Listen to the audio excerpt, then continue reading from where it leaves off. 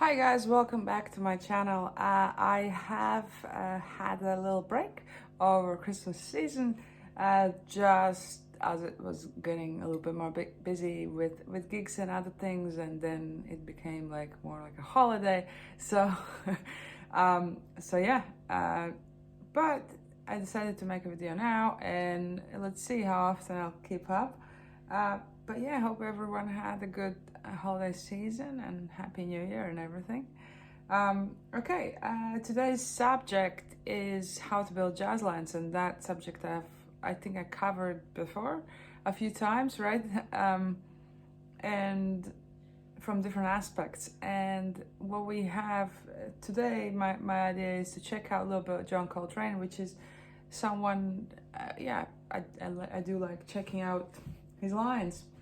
And one of the example line was basically actually picked by one of my students to sort of analyze and to check out, and because he wanted to build some better jazz lines, and then I asked what jazz lines does he like and what that jazz lines does he want to check out and sound like, and this is the one he picked. So I sort of like end up checking out more, and then I checked some other ones. So let's see how much of time we have here. I don't want to go too long on a video, but yeah, let's check out this line first, and if we have more time we'll check another one.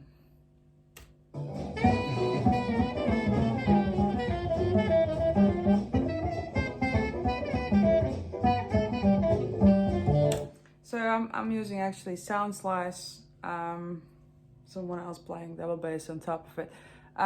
Let me play on top of this as well.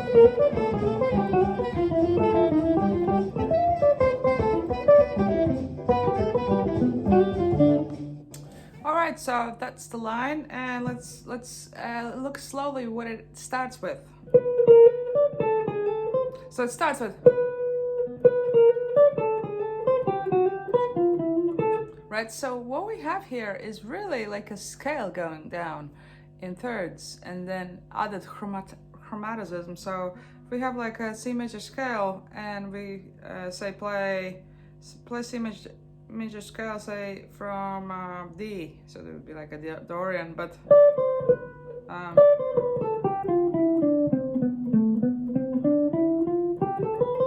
so let's see what's happening in this.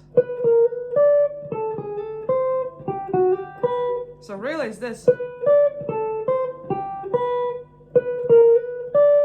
So kind of going from the B to D, then A to C, and then G to B. So, and we're adding chromatic in and out kind of thing. So.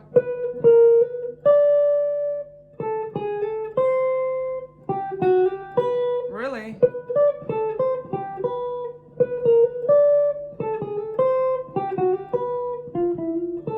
And you could potentially keep going.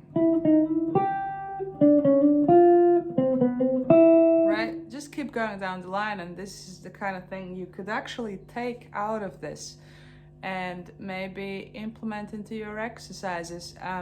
This is how things kind of get together, so kind of align together when you see so different books and different kind of methods and different patterns you look that are out there. A lot of times it is these patterns, like a lot of people practice just playing in thirds. It's a pretty common thing people do, right? And like one is go up, and then one is going, you're kind of going ascending, but you go descending with the scale. Right, so ascending with the third, but descending with the scale. So what I mean by ascending basically means going upwards with the sound, and descending it means going downwards. So if it was descending thirds, it would be like that, but ascending ascending thirds and descending down. And so on, right? So this is the kind of exercises you could be practicing with sort of more things, like say, let's do sort of Dorian scale. Right, so I'm kind of like, still C major scale, but this time I was kind of thinking Dorian scale box.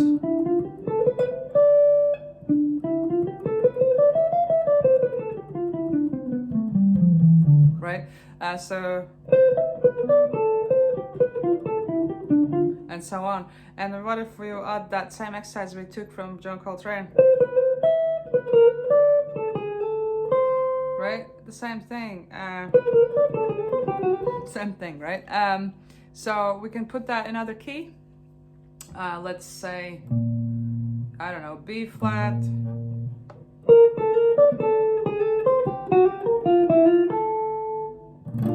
right?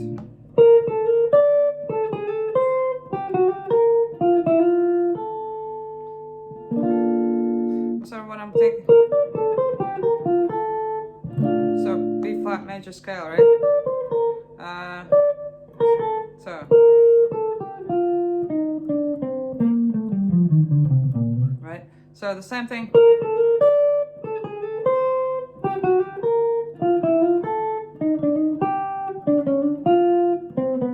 And so on. We can kind of just keep going. And let's try that same concept. Let's say if we want to play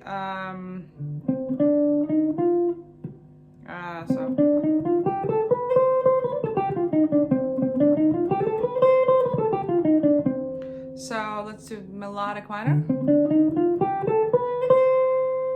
and now we have a B flat, E flat there, right?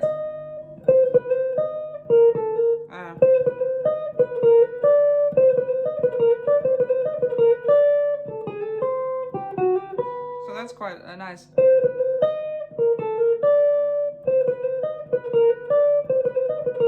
So you kind of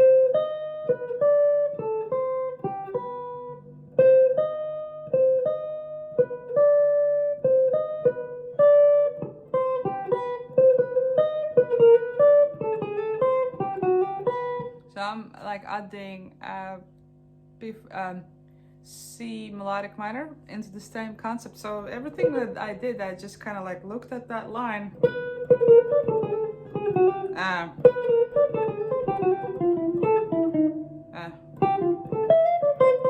And what happens after in the line? Let's listen to the line one more time.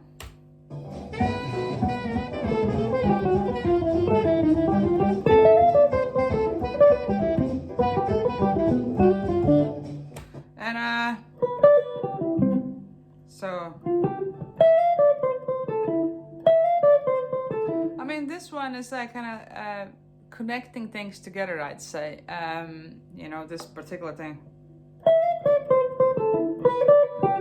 And this one is basically a C major 7 arpeggio with 9.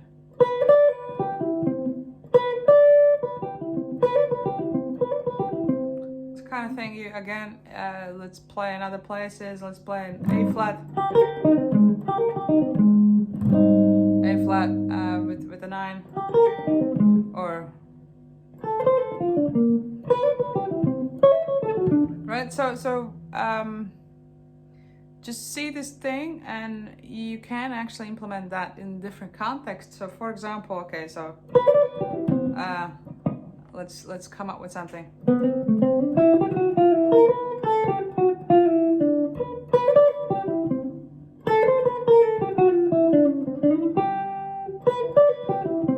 Right? Just connecting different things that in C major, right? That's all I did. Let's say, and then we kind of like go around more again, that C major 7 arpeggio. In this case, we're actually adding the 6.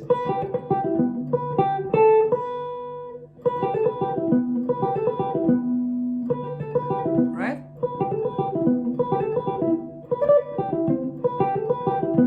We're just kind of playing around C major 7 arpeggio, adding 9 or 6. right? So that's the kind of thing you can be just practicing.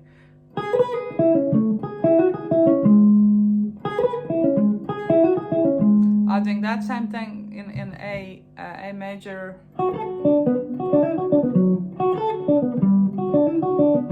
Doing that in G, and so on. And on the guitar, it's very easy to transfer these things. It's harder, obviously, do that same exact thing in a different sort of fingering, you know, starting if the root would be on the 5th string. And let's see how that works. So if we play that same exact thing on a different place, so lower octave, different kind of starting point, right? So we're kind of thinking this chord, right? Here we're thinking this chord, right? And here we're thinking, right? And then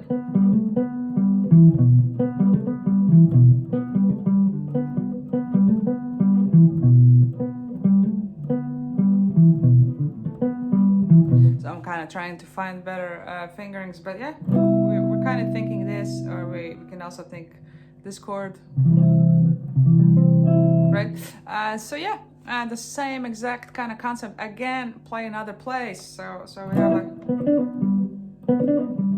right? So that's in C. Let's do an E flat, right? Right? A and E flat. Again, on a guitar, easy to transfer, but what was harder to find that same, find that slightly different fingerings in slightly different position on the guitar, but same notes or lower octave and so on, right? So yeah, so here are some bunch of practice ideas for you guys.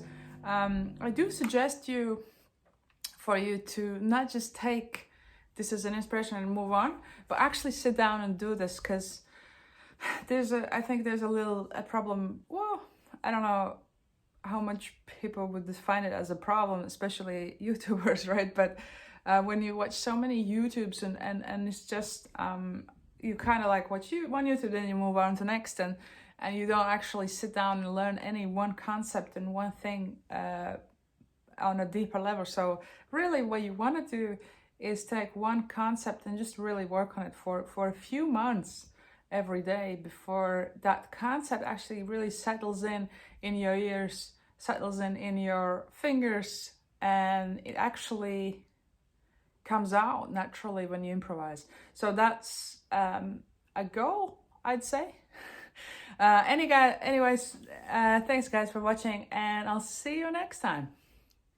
Also, don't forget to subscribe and like and comment, because obviously it helps this channel a lot. And because this is not yet monetized channel, I do hope to get to that at some point. It takes quite a long time, as many YouTubers know. But yeah, do subscribe and comment, because that brings up the algorithm and all that stuff. So thanks a lot guys for watching, and I'll see you next time.